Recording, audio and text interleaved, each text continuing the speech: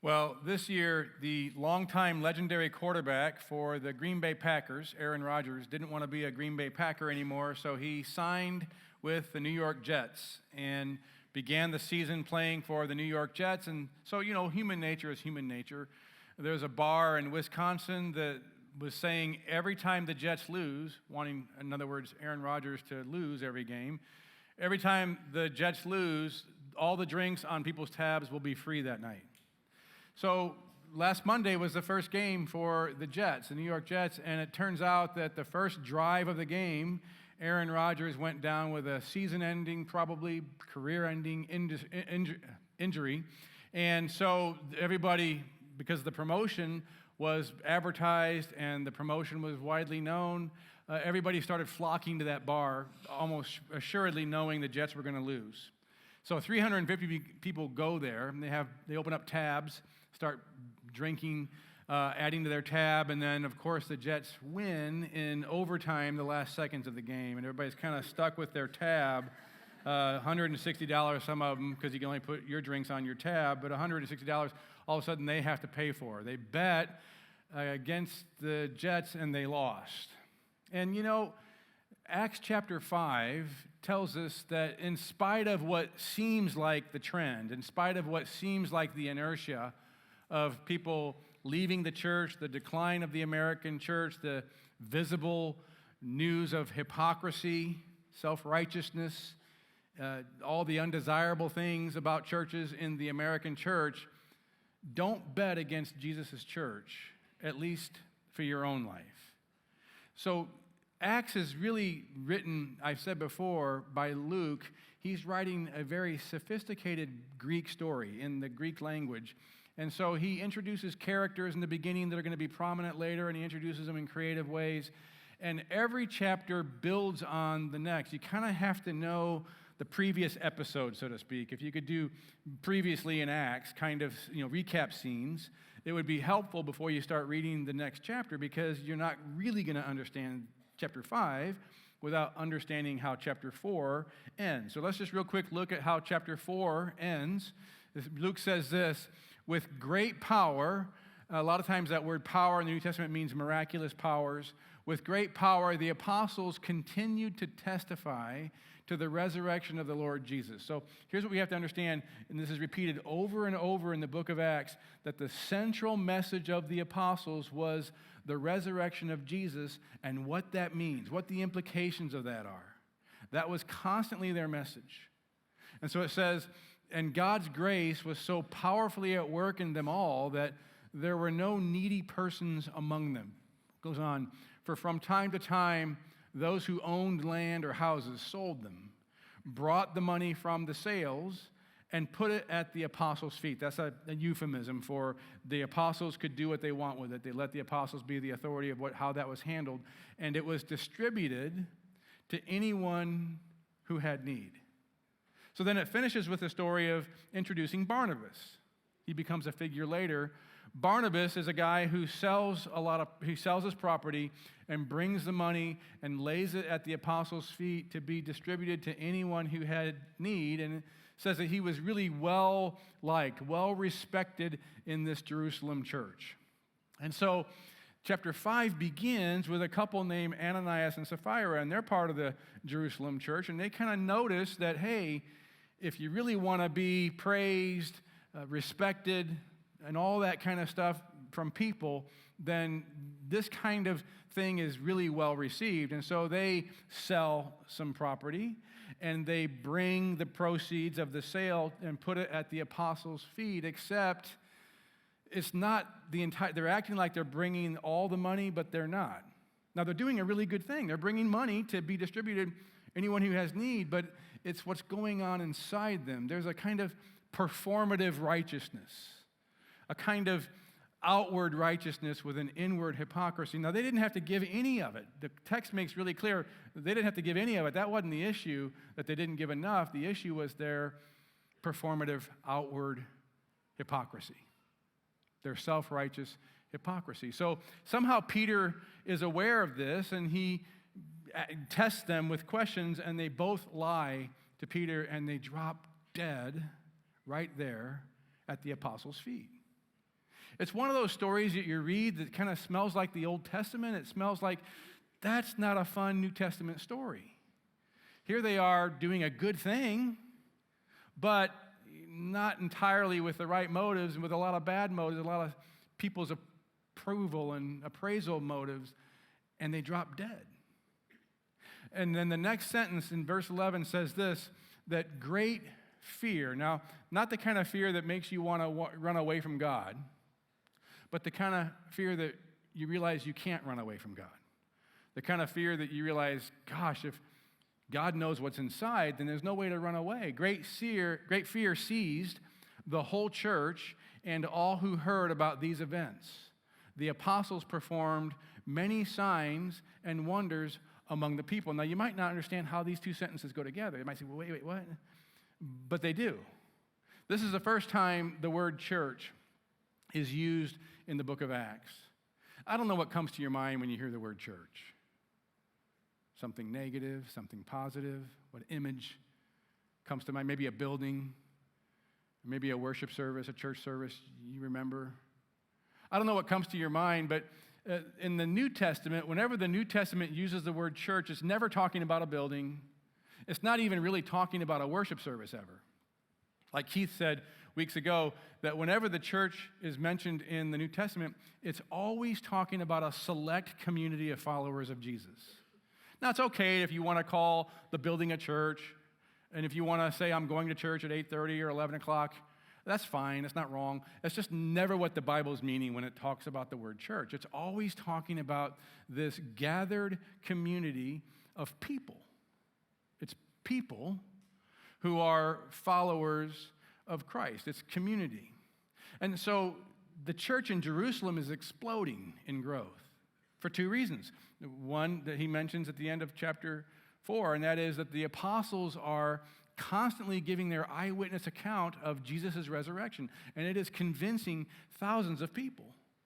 Secondly, they're doing these miracles. Now, it wasn't the Christians going around doing miracles. It was the apostles performing these many signs and wonders that was causing the church in Jerusalem to explode in growth. And Peter said a few chapters earlier in chapter 3 that what these miracles were all about was that they were visible signs of what the resurrection of Jesus is all about.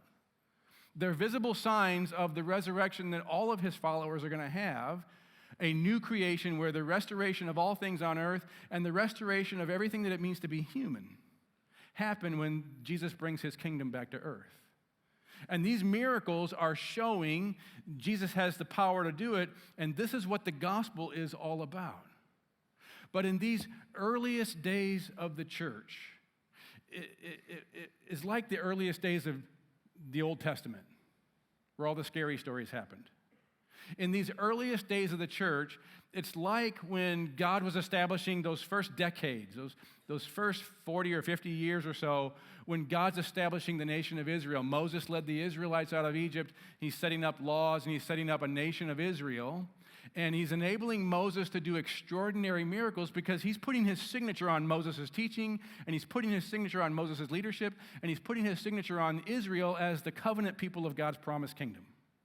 So he's doing extraordinary miracles to show what ultimately the promise of the kingdom is for his covenant people. But at the same time, there are miraculous deaths. I don't know how you want to put it.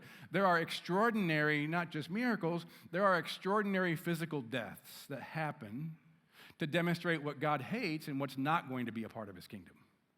So sometimes the earth swallows people up.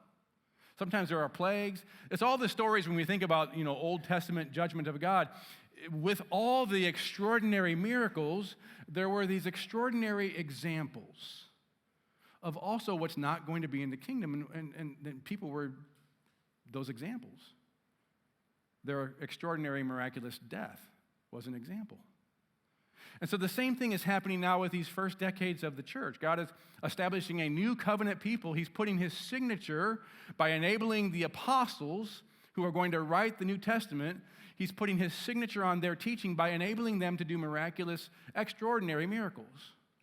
At the same time, with the extraordinary miracles, because the miracles are happening, he kind of ramps up both signs, not just the signs of what the kingdom is about in the restoration sense, but the signs of what the kingdom is about in what's not going to be their sense. And so he picks two examples, Ananias and Sapphira, that become examples of, yeah, this is not going to be the kingdom of God. It's not going to be this performative, outward, hypocritical self-righteousness. I hate that. So he kills him right there on the spot. Now, God doesn't do that anymore. But there's still, just like the story of Ananias and Sapphira, there is, it always has been true, there is this self-righteous hypocrisy present in every church ever since this very first church, ever since we see here in chapter 5. Just like every single human community ever in the history of humanity, there is hypocritical, self-righteous, outward performance, inward, not so great, self-righteous hypocrisy in every church. But people aren't dropping dead because of it. They were just examples because of the extraordinary miracles being also an example at the hands of the apostles. If God still did drop people dead because of their outward, self-righteous hypocrisy, churches would be really small today. And you might wonder, you might struggle with, why does Jesus allow, why does he use churches and allows for, at the same time, this self-righteous hypocrisy in those churches? Why does Jesus seem to use churches to bring redemptive healing in people's lives, and that same church has such disappointing, frustrating outward performance righteousness and inner hypocrisy? Why does he allow that? And maybe instead you ought to be thankful that he does. Because every time you become a member of a church, every church you join, you increase the number of its hypocrites by one. We all do. We all do. But if you want to be a church now that's like the church in the New Testament, like the church we see in Acts chapter 5, what that means is it's going to be this redemptive, healing community where Jesus changes people's lives that also has this human messiness and self-righteous hypocrisy. You can't really have one without the other. That's the description we're seeing of the early church, and it really is, right? It's a description of every church. There's one more description at the end of verse 12. It says, and all the believers used to meet together in Solomon's colonnade. Solomon's colonnade is this is a model that archaeologists have developed in Jerusalem. It's a model of what the temple would look like, this big courtyard in the temple, and it was Solomon's colonnade, this courtyard. These pillars are kind of like the pillars at Mizzou, the columns, and they have these pavilions over them, like this, especially right here, probably Solomon's colonnade. Solomon didn't build it, it was just called that. And that's where Luke is telling us the church would meet. That's where the followers of Jesus would gather. And the reason why they met here is because this is the only place that would fit. We're told this church was over 5,000 people. Well, they had to find a place big enough, and this is where they met together. This is where they gathered. And it shows you that this idea of a mega church, mega just means thousand, this idea of a multiple thousand person church is not some new American thing, but goes all the way back to the very first church. And Jesus uses large churches and Jesus uses small churches. One's not better than the other. It's just what Jesus decides to do. It depends on what Jesus wants to do through that church. But this church, like every large church, had an incredible visibility in Jerusalem because they were really large compared to the rest of the population of Jerusalem. Everybody probably knew somebody who was a part of it, and they had a reputation. So it says in verse 13, Luke says, no one, so you have the church gathering in the temple courts, Solomon's colonnade, these columns, these pillars, but no one else dared join them, even though they were highly regarded by the people. There was something about it, the social capital that it would cost you if you were seen being a part of this gathering of Christians, if you were seen being a part of this church, it probably cost you socially, so you didn't dare join them. And of course, you heard 2 people died, so it's kind of scary. You don't want to join them. But they had a good reputation. You also kind of, but they do good things. I'm glad they're here, but I just am not sure I want to be associated with them. But then it says, nevertheless, more and more men and women believed in the Lord, and so they were added. The Lord's doing the adding. That's a passive verb. They're added to their number. When they believed in the Lord, they were added to the church. And what it shows you there is you can't really separate believing in Jesus and being in his church. To believe in Jesus was the same thing as to believe in the church. And so a lot of Christians, they see the decline of the American church. They see the outward hypocrisy. It's real. And when I see hypocrisy and self-righteousness in churches, and we see a lot of it in social media, I don't even want to be a Christian sometimes when I see it. I don't want to be associated with a church. I don't dare become part of those people. There's kind of that in me. And yet, and there might be that in you, you don't want to be a part, you don't want to be associated with that. You want to kind of follow Jesus without having to be associated with the church. But trying, in spite of the self-righteous hypocrisy, trying to be a follower of Jesus without being a part of his church is like trying to separate the blood from the body. Someone once said this, that sometimes the church gets in the way of Jesus. Sometimes the church gets in the way of Jesus, but it's really the only way also to Jesus. Sometimes it gets in the way of Jesus, but it really is the only way to Jesus. So you kind of see that here. There's reasons why people don't want to be a part of it, but if they believe in Jesus, they're added to their number. That's what Keith talked about a few weeks ago, because we saw this repeated twice in chapter 2. Same language. Chapter 2, verse 41 says, those who accepted Peter's message were baptized, and about 3,000, so it's about half the people that are involved in the church in chapter 5, about 3,000 were added to their number. Same language that day. So when they accepted the message, they were added to their number. And then verse 47 says, and the Lord, it's Jesus adding them, the Lord added to their number daily those who were being saved. To believe was to be added to their number. There wouldn't be any kind of concept of believing in Jesus and not being added to their number. Now, the being saved there is not believing in Jesus so that you can die when you go to heaven. That's not what it means by being saved. It never means that. That word means to be restored, to be healed. It's what Peter talked about, the restoration of all things, times of refreshing from the presence of the Lord, but ultimately the restoration of all things because Jesus rose from the dead. When the kingdom of God comes back, it is going to a place called heaven, but heaven's coming back to earth when Jesus returns. So it's interesting, Luke says being saved in a present tense. We're kind of being saved as we're added to the number. We're going through the process of what the church is. It's this redemptive, healing community that's also this human messy and a self-righteous hypocrisy that's always disappointing when we see it. And we don't want to be a part of it. And we don't want to be associated with it. But you can't really have one without the other. And so, in our super hyper individualized culture, we think we can separate the two. I can separate believing and following Jesus from being part of his church, but never in the Bible do you see that. Not in the Bible. Ever. So, this is one of those areas where what the Bible is showing us and telling us to do is something that's really for our own good. And it's an example where the Bible is so far out ahead of what our culture is just now starting to catch up with.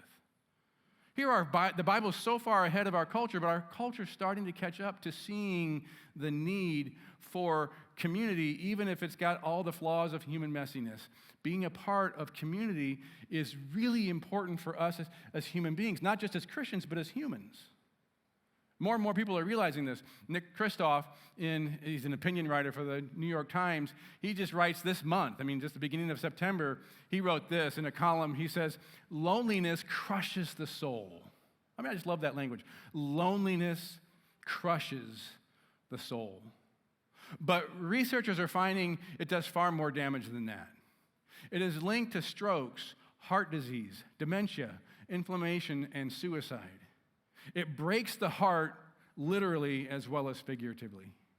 Loneliness is as deadly as smoking 15 cigarettes a day and more lethal than consuming 6 alcoholic drinks a day, according to the Surgeon General of the United States. Loneliness is more dangerous for health than obesity, he says. And alas, we have been growing more lonely. And I don't know about you. I don't know if that grabs you in some way or not. He talks later in the article about how Britain has established an official government position, the Minister of Loneliness. It's a government position. And he actually talks about what they're doing, and it actually sounds pretty good. I'd like to do some of those things here. Japan and Sweden are following suit. Now they have a Minister of Loneliness. Different titles, but same thing. Brene Brown talks about in her book that she's discovered that loneliness is one of the major causes of anxiety in people. Jessica Gross, she's another opinion writer for the New York Times. She wrote earlier this summer, and as she got more involved in focusing it on religious communities, she's talking about how people have left religion, have left churches, left their religious communities, and yet she says it's the churches that have what they still long for. She's not a Christian. She's a secular Jew. She writes this in her column back in June. She says, "I'm Jewish and still have a strong cultural identity. I'm culturally Jewish, but I'm not observant. I'm not religious." But she goes on and writes, "The one aspect of religion in America that you unquestionably see as an overall positive for society is the ready-made supportive community that churchgoers can access."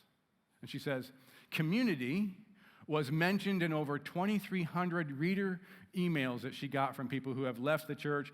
As one reader wrote to me, quote, "I desperately miss the community. It was where my friendships came from. I have very few friends now." She goes on, "I asked every sociologist I interviewed whether communities created around secular activities outside of houses of worship could give the same level of wraparound support that churches, temples, and mosques are able to offer nearly across the board. The answer was no." Again, I don't know if this grabs you. I don't know if it kind of resonates with you or not. I mean, here you are at church, so it's not like you're staying away from church. You're here. But, I don't know if this grabs you that in spite of the hypocrisy, the church really is the place where Jesus' redemptive power. The church really is the place where healing happens. Those who are being saved are added to their number. This is inseparable to being involved in his messy, often outwardly, self-righteously hypocritical church. There are not just people leaving the church, there are people coming into the church. I walked out there on Friday and read some of those comments on the comment board out there, and I saw 2 cards. I saw a bunch of cards, but I picked 2, took a picture of 2 that I thought represented a lot of them that I saw. Here's one that says, "Since finding my faith and starting to attend the crossing, I've become much happier and developed so many more deep and healthy relationships. I'm so thankful for the change in my life. I've definitely seen so much growth in myself. God has helped me find my path and strengthen my relationships with family and friends through the community, the relationships at the crossing, at church." Here's another one that gets right to the point, more simple. It says, "God gave me a wonderful church community and the strength to be a disciple of Jesus." I don't know, again, where you are, how committed you want to be to finding community among the people, not the building necessarily, the worship service, but the people that are the gathered followers of Jesus, if that resonates with you or not. If it does, that means you got to come to the places where the church is gathered, not just here, it's a big group, but the littler places. If you're a college student, there's Veritas. If you're in your 20s and not in college, there's the Crossing 20s. If you're a man, I come here early Friday mornings, and the parking lot's full of men who are coming in all these different Bible studies that are going on over there in the Student Center. Maybe you can just kind of check out and see if that is something you can do. Meet some people. For women's Bible studies, every day, different times of day, there are women's studies. You can go online on our website and look at all these things. Or maybe if this is like you're not ready to do that just sounds like getting involved in something you're not ready for. Maybe if you just know a few other people already here at the church, you can just ask them if they want to read a book, and you get together a couple times and talk about it. at coffee or lunch. Just have a lunch 3 or 4 times and talk about those segments of the book as you read them. If you want to know a good book to do that with, that QR code in front of you on your seat, if you just hit that QR code, that you're going to have an interactive survey that Keith and Anna Lynn wrote to help you find a book that is going to be kind of hitting you where you're at right now. And you could get together with people and talk about that. I don't know, there's all kinds of ways. It's easy, but it's not. You know how that is. But I don't know what your level of commitment is. I don't know how motivated you are to really want to do that, or if you just kind of want to keep doing what you're doing. I don't know. Maybe what you're doing is working. For a lot of you, it's not. I saw this video online that kind of reminded me of this. It's a guy that has this really super small bicycle, like the world's tiniest bicycle kind of thing. And it's got, it's a bicycle that's kind of small, but he could actually ride it. And so it's a video of him putting his feet on the pedals, and there he goes. And then here he goes. And you kind of think about the Wizard of Oz. Dun, dun, dun, dun, dun, dun, dun, dun, dun. It's working. Now, it's not working awesomely, but it's working for him. And maybe for some of you, your level of commitment to the church is kind of like that little, if you could have a bike the size of your level of how much you want to get involved in church, maybe some of your bikes are really small. And you're kind of coming into church like this, and you're kind of doing it, and you're coming into church, and it's working for you. You're making your way, but it's a lot of effort. It's uncomfortable. You're not making a lot of progress, but you're making some. But there's just, other people are kind of coming in here on their battery-powered bikes, and they're just cruising in because they've developed relationships. They've developed friendships. It's easy because when they come to church, they're coming to see their friends. I don't know where you are in all that, but I can tell you this is not going to last a long time for you. It's not going to work forever. It works for a little while, but then you just get tired and you got to stop. But you know what? Every church is going to have this that believes in Jesus, that follows Jesus, that believes the Bible, is going to be this mixture. It's going to be this place where redemption can happen. I mean, this being saved process of healing happens because Jesus uses his church. But it's also, at the same time, going to be this human messy, this self-righteous hypocrisy place. And you really can't have the one without the other, because that has been a part of the church all the way from the very beginning, just like we see here in Acts chapter 5. But you belong here because Jesus is here.